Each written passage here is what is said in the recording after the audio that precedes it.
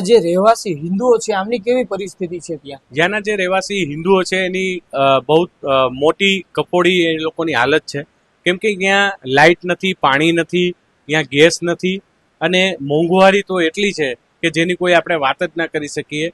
અને ત્યાંના જેટલા પણ હિન્દુ લોકો છે તે 300થી 400 લોકો છે જે મને મળ્યા છે. એ લોકોએ મને બે હાથ જોડીને એવી વિનંતી કરી કે તમે જ્યારે પણ ભારત પાછા જાઓ તો ભારત સરકારને અમારા વતી એટલી વિનંતી કરજો કે ભાઈ જે અમારે ભારતમાં આવવું છે, ભારતમાં અમારે રહેવું છે અમારા પરિવારની સાથે, તો અમને વિઝા આપવામાં આવે, જેથી કરીને અમે ભારતમાં આવી અને અમારા જે છોકરાઓ છે એનું અમે ફ્યુચર ત્યાં બનાવી શકીએ. એના માટે એ લોકો ઘણી બધી વાર વિઝા માટે અપ્લાય કરી રહ્યા છે, પણ એમને વિઝા નથી મળી રહી. એ લોકો ત્યાંથી દેશ છોડી અને ભારત આવવા માટે તૈયાર છે.